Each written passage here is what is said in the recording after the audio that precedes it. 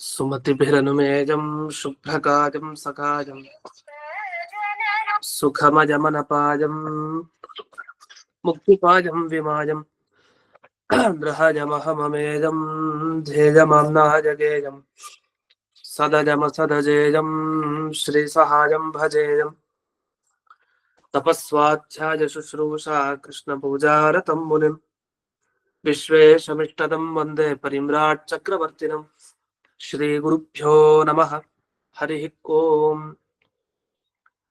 श्रियःपत्ये नित्याः गणितगुणमाणिक्यविशदप्रभाजालोल्लासोपहत सकलावद्यतमसे जगज्जन्मस्थेमप्रलयरचनाशीलवपुषे नमो शेषाम्नाय स्मृतिहृदयदीप्ताय हृदे येन प्रादुरभावि भूमिवनजे विस्तारि गोसन्ततिः प्राबोधिश्रुतिपङ्कजं करुणया प्रकाशितत्वं परम् ध्वान्तं ध्वंसमनादिसाधुनिकरश्चाकारि सन्मार्गगः तेन व्यासदिवाकरेण सततं मात्यादिमेवानसं व्याप्तिर्यस्य निजे निजे नमः पक्षे सपक्षे स्थितिः व्यावृत्तिश्च विपक्षतोऽथ विषये सक्तिर्न वैपाथिते नैवास्ति प्रतिपक्षयुक्तिरतुलं शुद्धं प्रमाणं समे भूयात् तत्त्वविनिर्णयाय भगवान् आनन्दतीर्थो मुनिः भवति यदनुभावात्येडमूकोऽपि वाग्मी जडमतिरपि जन्तुर्जायते प्राज्ञमौलिः सकलवचनचेतो देवता भारती सा मम वचसि निधत्तां सन्निधिं मानसे च रमानिवासोऽति तवासभूमिः संन्यायरत्नावलिजन्मभूमिः वैराग्यभाग्यो मम पद्मनाभतीर्थामृताब्धिर्भवताद्विभूत्यै पदवाक्यप्रमाणज्ञान् प्रतिवादिमदच्छिरः श्रीमदक्षोभ्यतीर्थाख्यानुपतिष्ठे गुरून् मम श्रीमदानन्दतीर्थार्य सन्मनः सरसे भुवि अनुव्याख्याननलिने चञ्चरीकतिमे मनः न शब्दाब्धौ गाढाः न च निगमचर्चासु चतुराः न च न्याये प्रौढाः न च विदितवेद्यापि वयं परं श्रीमत्पूर्णप्रमतिगुरुकारुण्यसरणिं प्रपन्नामान्या स्मः किमपि च वदन्तोऽपि महताम् ॐ नारायणं निखिलपूर्णगुणैकदेहं निर्दोषमाप्यतममप्यखिलैः सुवाक्यैः अस्योद्भवादितमशेषविशेषतोऽपि वन्द्यं सदा प्रियतमं मम सन्नमामि कुपिता हि पणच्छाया समीकृत्य परं सुखं सेवन्ते यत्पदं धीराः तं भजे वल्लभं श्रियः।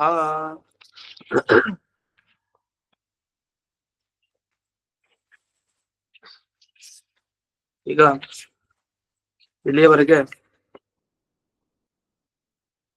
ಈ ಚಾರ್ವಾಕ ಮತದವರ ನಿರೂಪಣೆಯನ್ನು ಮಾಡ್ತಾ ಲೋಕಾಯತಾಚಾರ್ಯರು ಅವರ ಪುರುಷರೇನಿದ್ದಾರೆ ಅವರು ಈ ಶಾಸ್ತ್ರಕ್ಕೆ ಪ್ರಯೋಜನವನ್ನು ಹೇಳ್ಬೇಕು. ಈಗ ಯಾರೇ ಒಬ್ರು ದರ್ಶನದವರು, ಅದು ವೇದಾಂತ ದರ್ಶನ ಆಗ್ಬೋದು, ವ್ಯಾಕರಣ ದರ್ಶನ ಆಗ್ಬೋದು, ಯಾರೇ ಆಗ್ಬೋದು, ಒಂದು ಶಾಸ್ತ್ರವನ್ನ ಬರಿತೀವಿ ಅಂತಾದ್ರೆ ಅದಕ್ಕೇನೋ ಒಂದು ಪ್ರಯೋಜನ ಇರ್ಬೇಕು. ಸುಮ್ಮನೆ ಶಾಸ್ತ್ರ ರಚನೆ ಮಾಡಿದ್ರು ಅಂದ್ರೆ ವ್ಯರ್ಥ, ಅದ್ರ ಯಾರಿಗೂ ಉಪಯೋಗ ಇಲ್ಲ ಅಂದ್ರೆ ವ್ಯರ್ಥ. ಹಾಗಾದ್ರೆ ಯಾವುದೇ ಒಂದು ಮಾತಿಗೂ ಪ್ರಯೋಜನ ಇದ್ರೆ ಮಾತ್ರ ಸಾರ್ಥಕ್ಯ. ಇಲ್ಲಿ ಪ್ರಶ್ನೆಯನ್ನು ಮಾಡ್ಕೊಳ್ತಾರೆ, ಯಾಕೆ ಚಾರ್ವಾಕರ ಮತವನ್ನ ಶಾಸ್ತ್ರ ಅಂತ ಒಪ್ಪಿಲ್ಲ, ಯಾಕೆಂದ್ರೆ ಏನೂ ಪ್ರಯೋಜನ ಇಲ್ಲ ಅದರಿಂದ ಅಂತ ಅದನ್ನ ವಿವರಣೆ ಮಾಡ್ತಾರೆ. ಈಗ 121ನೇ ಸುಧಾಮೂಲ ಅಲ್ಲಿ ನಹಿ ಪ್ರಯೋಜನಂ ಕಿಂಚಿತ್ ಪರಲೋಕ ನಿವಾರಣ ಅಂತ ಏನು ಅನುವ್ಯಾಖ್ಯಾನ ಇದೆ, ಅದಾದ್ಮೇಲೆ ಇದು ಪಂಕ್ತಿ ಬರುತ್ತೆ. ತಥಾಹಿ ಅಂತ ಶುರು. ತದುಕ್ತೇ ಅದೃಷ್ಟಂ ವಾ ಪ್ರಯೋಜನಂ ಸ್ಯಾತ್ ದೃಷ್ಟಂ ವಾ. ಅಂದ್ರೆ ಚಾರ್ವಾಕರು ಏನೇನೋ ವರ್ಣನೆ ಮಾಡ್ತಾರೆ, ಮೋಕ್ಷ ಇಲ್ಲ, ದೇಹ ಬಿಟ್ಟು ಆತ್ಮ ಅಂತ ಇಲ್ಲ, ಮತ್ತೆ ಈ ಲೋಕದಲ್ಲಿ ಏನು ಸ್ವೇಚ್ಛಾಚಾರಿಯಾಗಿ ಸಾಲ ಮಾಡಾದ್ರೂ ಕೂಡ ತಾನು ತುಪ್ಪ ತಿನ್ಬೇಕು, ಋಣಂ ಕೃತ್ವ ಘೃತಂ ಪಿಬೆ ಅಂತ ಅವನೇ ಹೇಳ. ಮತ್ತೆ ಅವನ ಮತದಲ್ಲಿ ಮೋಕ್ಷ ಅಂದ್ರೇನು, ಅಂಗನ ಆಲಿಂಗನ ಜನ್ಯಂ ಸುಖಮೇವ ಮೋಕ್ಷ. ಅಂದ್ರೆ ಒಬ್ಬ ಸ್ತ್ರೀಯನ್ನ ಆಲಿಂಗನ ಮಾಡ್ಕೊಂಡ್ರೆ, ಸ್ತ್ರೀಯನ್ನ ತಪ್ಕೊಂಡ್ರೆ ಅಂತ ಅರ್ಥ. ಅವನು ಹೇಳೋದೇ ಹೀಗೆ, ಸ್ತ್ರೀಯನ್ನ ತಪ್ಕೊಂಡಾಗ ಅದರಿಂದ ಸಿಗುವ ಸುಖ ಏನಿದೆ ಆ ಸುಖವೇ ಮೋಕ್ಷ ಅಂತ ಅವನು ಹೇಳ್ತಾನೆ. ಅಂಥ ದುಷ್ಟ ಅಷ್ಟೇ, ಮೋಕ್ಷ ಅಂದ್ರೆ ಇಷ್ಟೇ ಅಂತ. ಅಂದ್ರೆ ಸ್ತ್ರೀ ಸಂಘ ಮಾಡಿದವನ್ಗೆ ಏನ್ ಸುಖ ಆಗತ್ತೆ, ಆ ಸುಖನೇ ಮೋಕ್ಷ ಸುಖ. ಬಿಟ್ಟು ಮೋಕ್ಷ ಪರಲೋಕ ಅಂತ ಒಂದು ಇಲ್ವೇ ಇಲ್ಲ ಅಂತ ಅವನ ಸಿದ್ಧಾಂತ. ಅದನ್ನಿಲ್ಲಿ ಹೇಳಲಿಲ್ಲ ಪ್ರಾರಂಭದಲ್ಲಿ. ಕೇವಲ ಆ ಸೃಕ್ಚಂದನ ಭೋಗ ಅಂತ ಹೇಳಿದ್ದಾರೆ. ಸೃಕ್ಚಂದನ ವನಿತಾದಿ ಭೋಗ ಅಂತ ಅಂದ್ರೆ ಹಾರ ಹಾಕೊಳ್ಳೋದು, ಅಲ್ಲಿ ಬಳೆ ಹಾಕೊಳ್ಳೋದು, ಉಂಗುರ ತೊಡ್ಕೊಳ್ಳೋದು, ಇದರಿಂದ ಆಗೋ ಸುಖ, ಮತ್ತೆ ಚೆನ್ನಾಗಿ ಸೆಂಟ್ ಹೊಡ್ಕೊಳ್ಳೋದು ಅಂತ ಚಂದನ ಅಂದ್ರೆ ಅಷ್ಟೇ, ಅದರಿಂದ ಆಗುವ ಸುಖ, ಮತ್ತೆ ವನಿತಾ ಭೋಗ ಅಂದ್ರೆ ಸ್ತ್ರೀ ಸಂಭೋಗ ಮಾಡಿದಾಗ ಆಗುವ ಸುಖ, ಇಷ್ಟೇ ಅವನು ಹೇಳ್ತಾ ಹೋಗುದು. ಅಂತೂ ಅಂಗನ ಆಲಿಂಗನ ಜನ್ಯ ಸುಖಮೇವ ಮೋಕ್ಷ ಅಂತ ಹೇಳ್ತಾನೆ. ಅಂಗನ ಅಂದ್ರೆ ಸ್ತ್ರೀ ಅಂತ. ಈ ತರದ ಮಾತುಗಳು ಒಂದು. ಇದರಿಂದ ಯಾರಿಗೇನ್ ಪ್ರಯೋಜನ ಇದೆ? ಅದಕ್ಕೀಗ ಪ್ರಶ್ನೆ ಮಾಡ್ತಾರೆ ಜಯತೀರ್ಥರು. ಏನು? ತದುಕ್ತೆ ಅದೃಷ್ಟಂ ಪ್ರಯೋಜನಂ ದೃಷ್ಟಂ. ಏನಾದ್ರು ಪುಣ್ಯ ಪಾಪ ಅಂತ ಏನಾದ್ರು ಉಂಟಾ? ಬೇರೆ ಲೋಕ ಪ್ರಯೋಜನ ಉಂಟಾ ಒಂದ್ ಮಾತಿಗೆ? ಅಥವಾ ಲೋಕದಲ್ಲಿ ಕಂಡಿರೋ ಪ್ರಯೋಜನ ಇಲ್ಲಿ ಸಿಗೋದ, ಅಲ್ಲಿ ಸಿಗೋದ ಪರಲೋಕದಲ್ಲಿ? ಈಗ ಆಚಾರ್ಯರ ಶಾಸ್ತ್ರ ಬರೆದ್ರು, ಅದನ್ನ ನಾವು ಓದ್ತಾ ಓದ್ತಾ ಸಾಧನೆ ಮಾಡಿದ್ರೆ ನಮ್ಗೆ ಮೋಕ್ಷ ಸಿಗತ್ತೆ, ನಮಗೆ ಲೌಕಿಕ ಫಲನೂ ಸಿಗತ್ತೆ, ಇಲ್ಲ ಅಂತಿಲ್ಲ, ಅದು ಮೋಕ್ಷ ಸುಖನೂ ಸಿಗತ್ತೆ. ಆದ್ರೆ ಅವ್ರ ಮತ್ತೆಲ್ಲ ಹಾಗೆ ಏನಿದೆ, ನ ತಾವದ್ ಅದೃಷ್ಟಂ. ಅದ್ರ ಅದೃಷ್ಟ ಸುಖ ಅಂತ ಒಪ್ಪೋಣ ಅಂದ್ರೆ ಇಲ್ಲ. ಯಾಕೆಂದ್ರೆ ಅವನು ಪರಲೋಕ ಅಂತಾನೆ ಒಂದು ಒಪ್ಪಿಲ್ವಲ್ಲ, ಸ್ವರ್ಗ ನರಕ ಯಾವ್ದನ್ನು ಒಪ್ಪಿಲ್ಲ. ಅದನ್ ಮೋಕ್ಷ ಅಂತಂತೂ ಇಲ್ವೇ ಇಲ್ಲ. ಯಾವ್ದನ್ನು ಪರಲೋಕ ಅಂತ ಒಪ್ಪದೇ ಇದ್ದ ವ್ಯಕ್ತಿ ಒಂದು ಅದೃಷ್ಟ ಇದೆ, ಪುಣ್ಯ ಪಾಪ ಯಾವ್ದನ್ನು ಒಪ್ಲಿಲ್ಲ. ಹಾಗಾದ್ರೆ ಅದನ್ನ ಅವನ ಶಾಸ್ತ್ರದ ಪ್ರಯೋಜನ, ಅವ್ರ ಆಚಾರ್ಯ ಹೇಳೋ ಮಾತಿಗೆ ಅದೇ ಪ್ರಯೋಜನ ಇಲ್ಲ, ಅದನ್ನ ಹೇಳಿಕ್ ಬರಲ್ಲ. ಯಾಕೆ ಅಂದ್ರೆ ಅದನ್ನ ಖಂಡನೆ ಮಾಡ್ತಾರೆ. ಹೇಗೆ? ಈಗ ನೋಡಿ, ಪರಲೋಕಕ್ಕೆ ಹೋಗ್ಬೇಕಾಗಿರೋನ್ ಯಾರು? ಆತ್ಮ ಹೋಗ್ಬೇಕು. ಅವನು ಹೋಗ್ತಾನ? ಹೋಗ್ಲಿಕ್ಕೆ ಸಾಧ್ಯನೇ ಇಲ್ಲ. ಯಾಕೆ ಅಂದ್ರೆ ದೇಹ ಬೇರೆ ಇಲ್ಲ, ಆತ್ಮ ಬೇರೆ ಇಲ್ಲ ಅವ್ರ ಮತದಲ್ಲಿ. ಈಗ ದೇಹ ಬಿಟ್ಟು ಆತ್ಮ ಅಂತ ಒಬ್ಬ ಇದ್ದ ಅಂದ್ರೆ ಆತ್ಮ ಮುಂದಕ್ಕೆ ಹೋಗ್ತಾನೆ, ದೇಹ ಇಲ್ಲೇ ಬಿಡ್ತಾನೆ, ದೇಹ ಹೋಗುತ್ತೆ.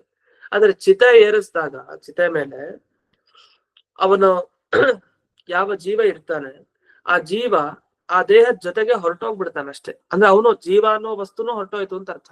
ಯಾಕೆ ಅಂದ್ರೆ ದೇಹವೇ ಆತ್ಮ, ಆತ್ಮವೇ ದೇಹ, ಎರಡು ಬೇರೆ ಅಲ್ಲ. ಅದು ನಮ್ಮ ಸಿದ್ಧಾಂತದಲ್ಲ ಅಲ್ಲ, ವೈದಿಕ ಸಿದ್ಧಾಂತದಲ್ಲಿ ಹಾಗಿಲ್ಲ. ಯಾಕೆಂದ್ರೆ ಜೀವ ಬೇರೆ, ದೇಹ ಬೇರೆ. ಇವತ್ತು ಈ ಜನ್ಮದ ದೇಹ ಹೋಗ್ಬೋದು, ಆದ್ರೆ ಜೀವ ಮಾತ್ರ ಮುಂದಕ್ಕೆ ಪ್ರಯಾಣ ಮಾಡ್ತಾ ಇರ್ತಾರೆ. ಇದನ್ನ ಅವ್ರು ಒಪ್ಪಲ್ಲ. ಆದ್ರಿಂದ ಯಾರು ಸ್ವರ್ಗಕ್ಕೆ ಹೋಗ್ಬೇಕು, ಅಲ್ಲಿ ಯಾರು ಅನುಭವಿಸ್ಬೇಕು? ಯಾಕೆಂದ್ರೆ ನಿಮ್ಮ ಸಿದ್ಧಾಂತದಲ್ಲಿ ಸ್ವರ್ಗಕ್ಕೆ ಹೋಗೋ ವ್ಯಕ್ತಿನೇ ಇಲ್ಲ. ಯಾಕೆ? ಇರೋರೆಲ್ಲ ಇಲ್ಲೇ ಸತ್ತಾಗೋಯ್ತಲ್ಲ, ಇನ್ ಸ್ವರ್ಗಕ್ಕೆ ಯಾರು ಹೋಗೋರು? ಆದ್ರಿಂದ ಇದೇ ಮೋಕ್ಷ, ಇಲ್ಲೇ ಪಡ್ಕೊಳ್ಳಿ ಮೋಕ್ಷ ಬದುಕಿದ್ದಾಗ, ಆಮೇಲೆ ಮುಕ್ತಾಯ, ಒಂದ್ಸರಿ ಸತ್ರು ಅಂತಂದ್ರೆ ಮುಗೀತಷ್ಟೇ, ಇನ್ನೇನಿಲ್ಲ ಅಂತ. ಇದು ಅವನ ಸಿದ್ಧಾಂತ. ಇದನ್ನ ಇಟ್ಕೊಂಡು ಖಂಡನೆ ಮಾಡ್ತಾರೆ. ಅದೃಷ್ಟಂ ಹಿ ಸ್ವರ್ಗಾದ ಉಪಭೋಗ್ಯಂ ವಾ ಸ್ಯಾತ್ ದೇಹಾಂತರೇಣ ಇಹೈಭವ. ಈಗ ಅದೃಷ್ಟ ಅಂತ ನಮ್ಗೆ ಅಲೌಕಿಕ ಸುಖ, ಅದನ್ನ ಸ್ವರ್ಗಕ್ಕೆ ಹೋಗಿ ಅನುಭವಿಸ್ಬೇಕಾ, ಮೋಕ್ಷಕ್ಕೆ ಹೋಗಿ ಅನುಭವಿಸ್ಬೇಕಾ, ಅಥವಾ ಇದೇ ದೇಹದಿಂದ, ಅಥವಾ ಈ ದೇಹದಿಂದ ಸುಖ ಆಗಲ್ಲ, ದುಃಖ ಇರುತ್ತೆ, ಇನ್ನೊಂದ್ ದೇಹ ತಗೊಂಡು ಇಲ್ಲೇ ಅನುಭವಿಸೋದ? ಏನ್ ಹೇಳ್ತೀರಿ? ನ ಆದ್ಯ. ಮೊದಲನೇದು ಹೇಳಿಕ್ ಬರಲ್ಲ. ಯಾಕೆ? ಸ್ವರ್ಗಾದೇಹ ಪರಲೋಕಸ್ಯ ಪರೇಣ ಪ್ರತಿಷಿದ್ಧತ್ವ. ಪರಲೋಕ ಸ್ವರ್ಗ ನರಕ ಅವನೇ ಒಪ್ಪಿಲ್ವಲ್ಲ, ಇನ್ ಅಲ್ಲಿ ಹೋಗಿ ಏನು ಅನುಭವಿಸೋದು? ಅದರಿಂದ ಲೋಕನೇ ಒಪ್ಪದೇ ಇರೋನು ಅದರ ಸುಖವನ್ನು ಒಪ್ಪಲ್ಲ ಅಂತ ಅರ್ಥ. ಇನ್ನು ಎರಡನೇದು, ಇನ್ನೊಂದ್ ದೇಹ ತಗೊಂಡು ಇಲ್ಲೇ ಅನುಭವಿಸ್ತಾನೆ ಅನ್ಲಿಕ್ಕೆ ತಪ್ಪು. ಯಾಕೆಂದ್ರೆ ದೇಹ ಆತ್ಮ ಒಂದೇ ಅಂತ ಹೇಳುವಂತ ವ್ಯಕ್ತಿ ಇನ್ನೊಂದು ದೇಹವನ್ನ ಒಪ್ಪಿಲ್ಲ. ಪರಲೋಕ ನಿವಾರಣ, ಈ ಶಬ್ದಕ್ಕೆ ಎರಡರ್ಥ ಹೇಳಿದ್ದಾರೆ ಜಯತೀರ್ಥರಲ್ಲಿ. ಸ್ವಾರಸ್ಯ ಅಂದ್ರೆ, ಒಂದರ್ಥ ನಮ್ಗೆಲ್ಲ ಗೊತ್ತಿರೋದು, ಪರಲೋಕ ಅಂದ್ರೆ ಇನ್ನೊಂದು, ಅಂದ್ರೆ ಈ ಭೂಮಿಗಿಂತ ಮೇಲೆ ಇರುವಂತಹ ಲೋಕ ಈ ಒಪ್ಪಿಲ್ಲ. ಭೂಮಿನೇ ಭೂಮಿ ಅಷ್ಟೇ. ಈ ನಾವು ಬದುಕಿರೋದಲ್ಲಿ ಇದೇ ಭೂಮಿ, ಇದೇ ನಾವು ನೋಡ್ತಾ ಇರೋದು, ಇದೊಂದೇ ಇರೋದು, ಬೇರೆ ಲೋಕ ಅಂತ ಇಲ್ಲ ಅಂತ. ಇದು ಸಾಮಾನ್ಯವಾಗಿ ಸರಳ ಅರ್ಥ. ಈಗ ಭಾಗವತಲ್ಲೂ ಕೂಡ ಒಂದು ಶಬ್ದ ಬಂತು, ತ್ರಿಲೋಕ ಅಂತ ಬಂತು. ಅಲ್ಲೂ ತ್ರಿಲೋಕ ಅಂದ್ರೆ ಮೂರು ಲೋಕ ಅಂತ ನಾವ್ ಅರ್ಥ ಮಾಡ್ಕೊಳ್ತೀವಿ. ಆದ್ರೆ ಅಲ್ಲೇನ್ ಅರ್ಥ ಬರೆದ್ರು ಭಾಗವತಲ್ಲಿ, ಮೂರು ವೇದಗಳನ್ನ ಜ್ಞಾನ ಸಾಧನವನ್ನಾಗಿ ಹೊಂದಿರೋರು. ಅಂದ್ರೆ ಜ್ಞಾನ ಬರ್ಬೇಕು, ಪ್ರಕಾಶ ಬರ್ಬೇಕು ಅಂದ್ರೆ ಮೂರು ವೇದಗಳನ್ನ ಓದಿ ಬಂದಿರ್ಬೇಕು ಅಂತ ವ್ಯಕ್ತಿಗಳು. ಲೋಕ ಅಂದ್ರೆ ಜ್ಞಾನ ಅಂತ ಅರ್ಥ ಮಾಡಿದ್ರು. ಈಗ ಅದೇ ಲೋಕ ಶಬ್ದಕ್ಕೆ ಇಲ್ಲಿ ಸುಧಾದಲ್ಲಿ ಇನ್ನೊಂದು ಅರ್ಥ ಹೇಳ್ತಾರೆ. ಒಂದು ಲೋಕ ಅಂದ್ರೆ ಲೋಕಗಳು, ಅದ್ ನಮಗ್ ಗೊತ್ತು. ಇನ್ನೊಂದು ಲೋಕ ಅಂದ್ರೆ ಪ್ರಕಾಶ, ಜ್ಞಾನಂ ಅಂತ ಅರ್ಥ. ಇದನ್ನ ಇಲ್ಲೂ ಹೇಳ್ತಾರೆ. ಎಲ್ಲಿಂದ ಮುಂದೆ 4ನೇ ಅಧ್ಯಾಯದಲ್ಲಿ ಜಯತೀರ್ಥರು ವಿವರಣೆ ಮಾಡ್ತಾರೆ. 3ರಲ್ಲಿ ಸಿಗತ್ತೆ ನಮ್ಗೆ, 4ನೇ ಅಧ್ಯಾಯಕ್ಕೆ ಬಂದಾಗ ಗೊತ್ತಾಗತ್ತೆ. ಇನ್ನೊಂದು ಲೋಕ ಅನ್ನೋ ಶಬ್ದಕ್ಕೆ ಇಲ್ಲಿ ಅರ್ಥ ದೇಹ ಅಂತ ಅರ್ಥ ಲೋಕ ಶಬ್ದಕ್ಕೆ. ಅದನ್ನ ಪರಲೋಕ ನಿವಾರಣ ಅನ್ನೋ ಶಬ್ದಕ್ಕೆ ಏನರ್ಥ ಆಯ್ತು? ಇನ್ನೊಂದು ದೇಹವನ್ನ ಈ ಒಂದು ಸರಿ ಬದುಕಿದ್ದಾಗ ಒಬ್ಬ ಜೀವನಿಗೆ ಅವನು ಒಪ್ಪಿಲ್ಲ, ಅದನ್ನ ಪರಲೋಕ ನಿವಾರಣ ಅಂತ ಕರೀತಾರೆ. ಪರ ಅಂದ್ರೆ ಈಗಿರೋ ದೇಹ ಏನಿದೆ, ಒಬ್ಬ ಚೈತ್ರ ಅಂತ ಇಟ್ಕೊಳ್ಳೋಣ, ಅವನ ಹೆಸರು ಚೈತ್ರ, ಅವನಿಗೊಂದು ದೇಹ ಇದೆ, ಅವನೀಗ ಸ್ವರ್ಗದಲ್ಲಿ ಆಗುವಂತ ಸುಖ ಇಲ್ಲೇ ಅನುಭವಿಸ್ಬೇಕು.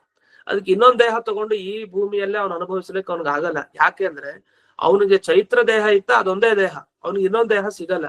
ಅದನ್ನ ಪರಲೋಕ ನಿವಾರಣ ಅಂತ ಮಧ್ವಾಚಾರ್ಯ ಹೇಳಿದ್ದಾರೆ. ಅವನಿಗೆ ಇನ್ನೊಂದು ಲೋಕ ಅಂದ್ರೆ ದೇಹ ಇಲ್ಲ ಅಂತ ಅರ್ಥ. ಅದನ್ನ ಇಲ್ಲಿ ಸೂಕ್ಷ್ಮವಾಗಿ ಹೇಳ್ತಾರೆ, ಅದನ್ನ ಸ್ಪಷ್ಟ ಗಮನಿಸ್ಬೇಕು. ದೇಹ ಆತ್ಮವಾದಿನ ಅಸ್ಯ, ದೇಹಾತ್ಮವಾದಿ ಅಂತ ಅವನಿಗೆ ಹೆಸರು ಚಾರ್ವಾಕನಿಗೆ. ಅಂದ್ರೆ ದೇಹವನ್ನೇ ಆತ್ಮ ಅಂತ ಯಾರು ಕರೀತಾರೋ ಅಂತವ್ರಿಗೆ ದೇಹಾತ್ಮವಾದಿಗಳು ಅಂತ ಕರೀತಾರೆ. ದೇಹಾತ್ಮ ಐಕ್ಯವಾದಿಗಳು ಅಂತಾನು ಕರೀತಾರೆ. ದೇಹಾತ್ಮ ಒಂದೇ ಅಭೇದವನ್ನ ಹೇಳೋರು. ಇಂಥವ್ರು ಆತ್ಮನಃ, ಒಬ್ಬ ಆತ್ಮನಿಗೆ ಪರಲೋಕಸ್ಯ ಇಸ್ ಈಕ್ವಲ್ ಟು ದೇಹಾಂತರಸ್ಯ ಅಂತ ಅರ್ಥ. ಪರಲೋಕವನ್ನ ನಿವಾರಣ, ಇನ್ನೊಂದು ದೇಹವನ್ನ ಒಪ್ಪಿಲ್ಲ. ಆದ್ರಿಂದ ಸರಿ, ಇಷ್ಟೆಲ್ಲ ಆಗ್ಲಿ. ದೃಷ್ಟ ಪ್ರಯೋಜನ ಹೇಳೋಣ. ಈ ಲೋಕದಲ್ಲೇ ಪ್ರಯೋಜನ.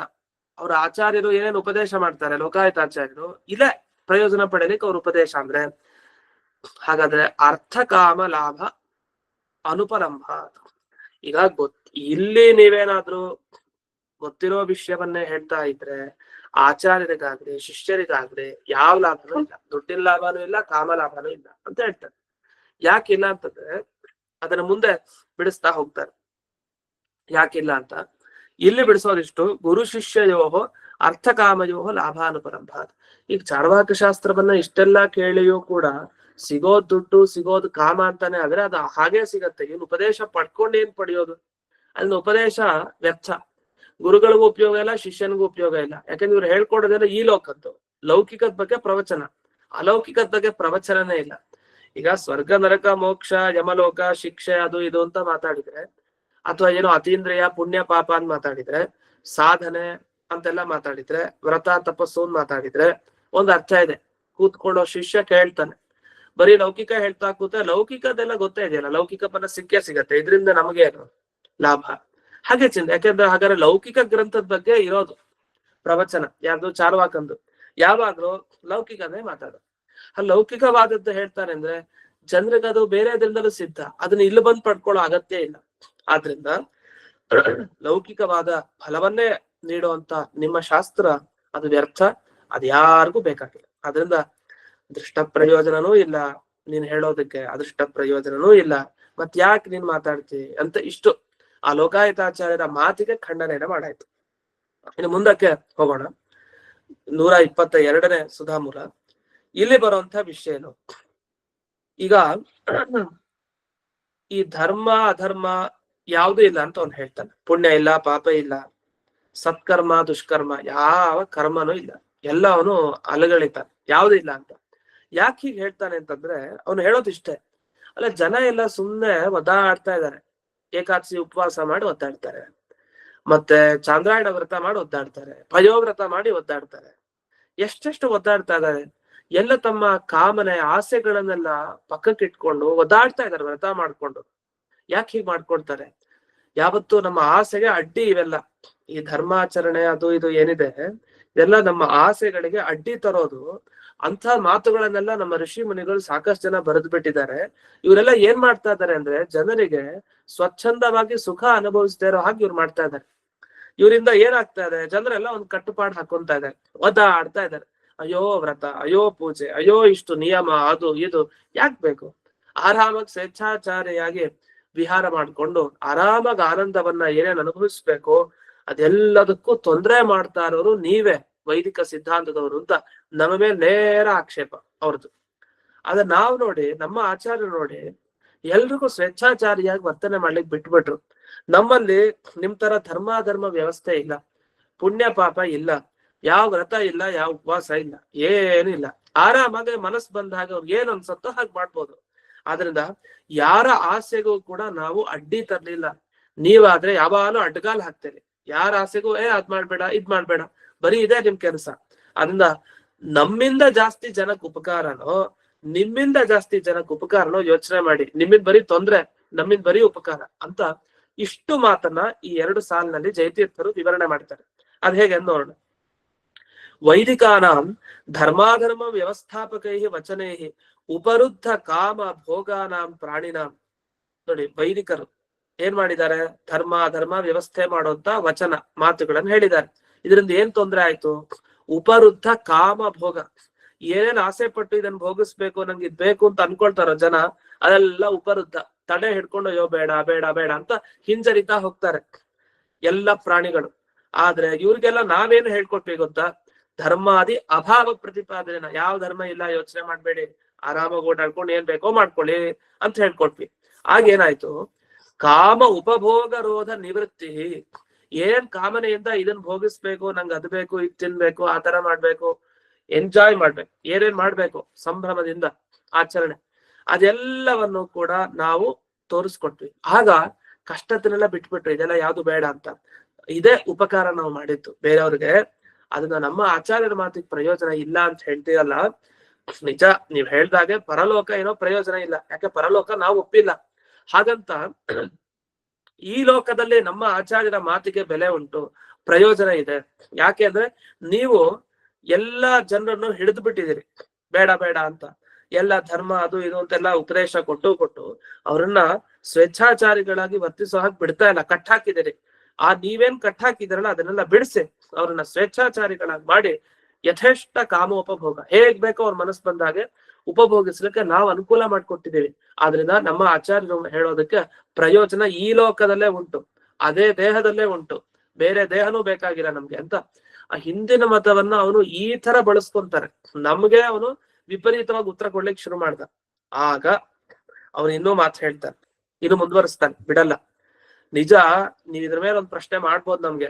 ಅವನೇ ಹೇಳ್ತಾನೆ ಪೂರ್ವ ಪಕ್ಷಿ. ಅಂದ್ರೆ ಜಯತೀರ್ಥರು ಎಷ್ಟು ಚೆನ್ನಾಗಿ ಅವ್ರ ಪಕ್ಷದಲ್ಲಿ ನಿನ್ ಮಾತಾಡ್ತಾ ಇದ್ದಾರೆ. ಉಪಕಾರ ಮಾಡೋದ್ ಪ್ರಯೋಜನನ? ನಿಜವಾಗಿ ಉಪಕಾರ ಮಾಡೋದ್ ಪ್ರಯೋಜನ ಅಲ್ಲ. ಉಪಕಾರ ಮಾಡೋದ್ರಿಂದ ಏನು? ಈಗ ನಾವೊಬ್ರು ದಾನ ಕೊಡ್ತೀವಿ, ದಾನ ಕೊಟ್ಟಾಗ ಏನಕ್ ಕೊಡ್ತೀರಿ? ಅವ್ರು ತೃಪ್ತಿ ಆಗ್ಲಿ. ಸರಿ, ಆ ತೃಪ್ತಿ ಆದ್ರೆ ಏನಾಯ್ತು? ನಿಮ್ಗೆ ಪುಣ್ಯ ಬರುತ್ತೆ, ನಮಗ್ ಒಳ್ಳೇದಾಗತ್ತೆ. ಹಾಗಾದ್ರೆ ಏನೋ ಒಂದು ಪ್ರಯೋಜನದ ಅಪೇಕ್ಷೆ ಅತೀಂದ್ರಿಯ ಪುಣ್ಯ ಪಾಪ ಅಂತ ಒಂದ್ ಮನಸ್ಸಲ್ಲಿ ಇರೋದ್ರಿಂದ ನಾವೆಲ್ಲ ಮಾಡೋದು. ಇಲ್ಲ ಸುಮ್ನೆ ಯಾಕೆ ಒಬ್ರಿಗೆ ದಾನ ಕೊಡ್ತಾರೆ, ಅಥವಾ ತುಂಬಾ ಬಡವ, ಅವನಿಗೆ ಕೊಟ್ಟಾಗ ಏನೋ ಒಂದು ಆತ್ಮ ತೃಪ್ತಿ ಆಯ್ತು, ಆ ತೃಪ್ತಿಗೋಸ್ಕರ ಮಾಡೋದು. ಯಾಕೆ ತೃಪ್ತಿ ಬೇಕು? ಅದರಿಂದ ಏನು? ಅವ್ನ್ ತೊಂದ್ರೆ ಕೊಡಿ, ಅವನತ್ತೆಲ್ಲ ಕಿತ್ಕೊಡಿ, ಯಾಕೆ ಮಾಡಲ್ಲ? ಹಂಗೆಲ್ಲ ಮಾಡ್ಬಾರ್ದು, ಅದು ತಪ್ಪು. ಯಾಕೆ ತಪ್ಪು? ಪಾಪ ಬರುತ್ತೆ. ಯಾಕೆ ಮಾಡ್ತೀರಾ? ಹಾಗೆ ತೃಪ್ತಿ ಬರೋವಾಗ ಪುಣ್ಯ ಬರುತ್ತೆ. ಅಂದ್ರೆ ಎಲ್ಲಿ ಕೊನೆಗೆ ಹೋದ್ರು ಉಪಕಾರ ಮಾಡೋದಕ್ಕೆ ಒಂದ ಪುಣ್ಯನೋ ಪಾಪನೋ ಒಂದು ಸಂಪರ್ಕ ಇರ್ಲೇಬೇಕು.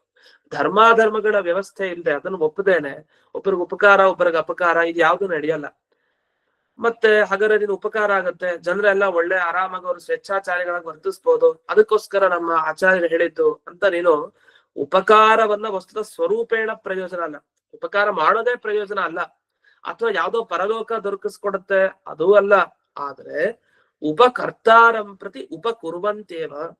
ವಸ್ತುತಃ ಪರಲೋಕ ಸಿಗದೆ ಇರ್ಬೋದು, ಅದೇ ಪ್ರಯೋಜನ ಅಲ್ಲದೆ ಇರ್ಬೋದು. ಆದ್ರೂ ಯಾರ್ಯಾರು ಉಪಕಾರ ಮಾಡ್ತಾರೋ ಅವ್ರಿಗೆಲ್ಲ ಉಪಕಾರ ಇದ್ದೇ ಇದೆ. ಅದ್ ಹೇಗೆ ಅಂದ್ರೆ ವಿನೇಯಾನಾಂಚ ಕಾಮ ಉಪಭೋಗ ಉಪರೋಧ ನಿವೃತ್ತಿ ರೇವಾಸ್ತಿ ಪ್ರಯೋಜನ. ವಿನೇಯ ಅಂತ ಶಬ್ದ ಬಳಸ್ತಾರೆ. ವಿನೇಯ ಅನ್ನೋ ಶಬ್ದಕ್ಕೆ ಶಿಷ್ಯರು ಅಂತ ಅರ್ಥ.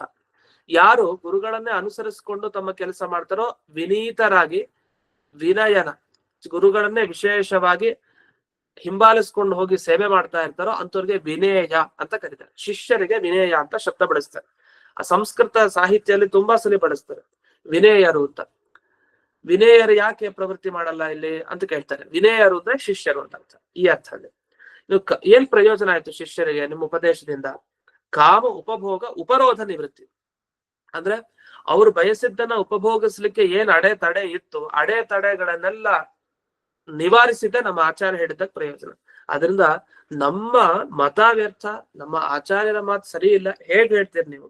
ವ್ಯರ್ಥ ಅಂತ ಹೇಗೆ ಹೇಳ್ತೀರಿ ಅಂತ ಇಷ್ಟು ಮಾಡಿದ್ರೆ ಆಗ ಅದಕ್ಕೊಂದು ಉತ್ತರ ಕೊಡ್ತಾರೆ ಜಯತೀರ್ಥರು. ಹಾಗೆ ಆಚಾರ್ಯರ ನೇರವಾದ ಉತ್ತರ ಸುಮ್ನೆ ಆಗ್ಬಿಡ್ತಾರೆ, ಮಾತಾಡ್ಲಿಕ್ಕೆ ಅವ್ರಿಗೆ ಅವಕಾಶ ಇಲ್ಲ. ಕೊನೆಗೆ ಎಲ್ಲಿವರೆಗೆ ಬಂದ್ರೆ ಗುರುಗಳನ್ನೇ ಬೈದ್ ಬಿಡ್ತಾರೆ, ನಿಮ್ ಗುರುಗಳಿಗೆ ತಲೆ ಸರಿ ಇಲ್ಲ ಅಂತ. ಹಾಗೆ ಅಂತ ಬುದ್ಧಿವಂತರಲ್ಲ ಅವರು ಅಂತ. ಅದನ್ನ ಮುಂದಿನ ಸುಧಾಮೂಲ ನೋಡ್ಬೋದು, ಮುಂದೆಲ್ಲ. ಈಗಿನ ಸದ್ಯದ ಸುಧಾಮೂಲದಲ್ಲಿ ಅನುವ್ಯಾಖ್ಯಾನ ಬಂತು. ವೃಥಾ ವಾಚಂ ವೃಥಾ ಹನ್ಯಾತ್ ಯದಿ ತಸ್ಯ ಕಿಮುತ್ತರಂ ಅಂತ. ಹೌದು, ನೀನ್ ಪುಣ್ಯ ಪಾಪ ಏನು ಇಲ್ಲ, ಸ್ವರ್ಗ ಇಲ್ಲ, ನರಕ ಇಲ್ಲ, ಅನ್ನಂತ ಇಲ್ಲ, ಮೋಕ್ಷ ಇಲ್ಲ ಅಂತ ಹೇಳೋನು ಒಂದ್ ವೇಳೆ ಆಚಾರ್ಯರು ಅಥವಾ ಶಿಷ್ಯರು ಇಬ್ರಲ್ಲಿ ಒಬ್ರು ಇವನು ಕತ್ತಿ ಹಿಡ್ಕೊಂಡು ಹೋಗಿ ಆಚಾರ್ಯ ಕುತ್ತಿಗೆಯನ್ನು ಕತ್ತರಿಸ್ದ, ಇಲ್ಲ ಆಚಾರ್ಯರು ಶಿಷ್ಯನ ಹತ್ರ ಹೋಗಿ ಕುತ್ತಿಗೆಯನ್ನ ಕತ್ತರಿಸ್ದ, ಅವಾಗ ಏನ್ ಉತ್ತರ ಹೇಳ್ತೇನೆ ನೀನು ಬದುಕಿರ್ಬೇಕಲ್ಲ ಉತ್ತರ ಹೇಳಲಿಕ್ಕೆ ಅಂತ ಕೇಳ್ತಾರೆ. ಅಲ್ಲ ಇದೇನಿದು ಹಿಂಗಂದು, ಇದಕ್ಕೆ ಅರ್ಥ ಏನು? ಈಗ ಯದಿ ಕಶ್ಚಿತ್ ತಮ್ ಆಚಾರ್ಯಂ ವಿನಯಂಬ ವೃಥೇವ ಹನ್ಯಾತ್, ಒಂದಾ ಇವ್ರಿಬ್ರೆ ಹೊಡೆದಾಡ್ಕೊಂಡು ಹೋದ್ರು ಅಂತ ಇಟ್ಕೊಳ್ಳಿ, ಅಥವಾ ಇವನ್ ಪಾಠ ಕೇಳ್ತಾ ಕೂತಿದ್ದ, ಯಾರೋ ಒಬ್ಬ ಬಂದ ರೌಡಿ ಬಂದು ಆಚಾರ್ಯ ಕುತ್ತಿಗೆಯನ್ನು ಕತ್ತರಿಸ್ಬಿಟ್ಟ, ಯಾರೋ ಲೋಕಾಯುತಾಚಾರ್ಯರ ಕುತ್ತಿಗೆನ. ಇನ್ನು ಶಿಷ್ಯ ಇದ್ದ ಬಂದ, ಯಾರೊಬ್ಬ ಬಂದು ಅವನು ಹೊಡೆದಾಕ್ತ. ಆಗ ನೀವೇನ್ ಉತ್ತರ ಕೊಡ್ತೀರಾ ಅದಕ್ಕೆ? ಅಯ್ಯೋ ಮಾಡ್ಬಾರ್ದಪ್ಪ, ನೀನ್ ಎಂತ ತಪ್ಪು ಮಾಡ್ರಿ ಅಂತ ಹೇಳ್ತೀರಾ? ಹೇಳ್ಬೇಡಿ ನೀವು, ಯಾಕಂದ್ರೆ ನೀವು ಪಾಪ ಪುಣ್ಯ ಒಪ್ಪೇ ಇಲ್ಲ ನೀವು. ಅಂದ್ಮೇಲೆ ಯಾರು ಏನ್ ಬೇಕಾದ್ರೂ ಸ್ವೇಚ್ಛಾಚಾರಿಯಾಗಿ ವರ್ತಿಸ್ಬೋದು ಲೋಕದಲ್ಲಿ, ಅದನ್ನ ಬಿಡಿಸ್ತಾ ಹೋಗ್ತಾರೆ ಜಯತೀರ್ಥರು ಬಹಳ ಸೊಗಸಾಗಿ. ಇಲ್ಲಿ ವೃಥಾವಾಚಂ ಅಂತ ಹೇಳಿದೆ, ಅಂದ್ರೆ ವ್ಯರ್ಥವಾದ ಮಾತು ಅನ್ನೋದೇನಿದೆ ಅದು ನಿಮ್ದು ಯಾವತ್ತೂ ವ್ಯರ್ಥವಾದ ಮಾತೆ, ಅದನ್ನೇ ನಾವು ಸಾಧನೆ ಮಾಡೋದು. ಅದಕ್ಕೆ ನೀವೇನೂ ಪರಿಹಾರ ಕೊಡ್ಲಿಕ್ಕಾಗಲ್ಲ, ಯಾಕೆಂದ್ರೆ ನಿಮ್ಮ ಮಾತಿಗೆ ಯಾವುದೇ ಪರಲೋಕ ಪ್ರಯೋಜನ ಅಲ್ಲ, ಪುಣ್ಯ ಪಾಪ ಒಪ್ಪದೇ ಇರೋರು ನೀವು, ಅದನ್ನ ನಿಮ್ಮ ಮಾತಿಗೆ ಅರ್ಥ ಇಲ್ಲ ಅಂತ. ಇದಾದ್ಮೇಲೆ ಜಯತೀರ್ಥರು ಏತದುಕ್ತಂ ಭವತಿ ಅಂತ ವಿಶೇಷವಾಗಿ ಅದನ್ನ ವಿವರಿಸ್ತಾರೆ. ಆ ವಿವರಿಸಿದಾಗ ನಮ್ಗೆ ಅರ್ಥ ಆಗತ್ತೆ ಈ ನಾಸ್ತಿಕರ ಹಾವಳಿ, ನಾಸ್ತಿಕರ ಮತ ಎಷ್ಟು ತಪ್ಪು. ಅವರಿಂದ ಲೋಕಕ್ಕೆ ಕಂಟಕ ಅಷ್ಟೇ, ಅವ್ರ ಲೋಕ ಕಂಟಕರವರೆಲ್ಲ, ಲೋಕವನ್ನು ಹಾಳು ಮಾಡ್ಲಿಕ್ಕೆ ಇರೋರು ನಾಸ್ತಿಕರು, ಅವರಿಂದ ಏನೋ ಉಪಕಾರ ಇಲ್ಲ ಅಂತ ಈ ಒಂದೊಂದು ಮುಂದಿನ ಪ್ರಘಟಕಗಳಿಂದ ಗೊತ್ತಾಗುತ್ತೆ. ಅದೇನು ಅಂತ ನಾಳೆ ದಿವಸ ನೋಡೋಣ ಅಂತ ಹೇಳ್ತಾ ಇಂದಿನ ಪಾಠವನ್ನ ಅಸ್ಮದ್ ಗುರುವಂತರ್ಗತ ವ್ಯಾಸತೀರ್ಥ ಗುರುವಂತರ್ಗತ ಭಾರತೀಯರ ಮುಖ್ಯ ಪ್ರಾಣಾಂತರ್ಗತ ಶ್ರೀಮನ್ಮೂಲ ಗೋಪಾಲಕೃಷ್ಣನಿಗೆ ಅರ್ಪಣೆಯನ್ನು ಮಾಡ್ತೀನಿ. ಶ್ರೀ ಕೃಷ್ಣ ಅರ್ಪಣೆ. ಧನ್ಯವಾದ. ನಮಸ್ಕಾರ ಗುರುಗಳು.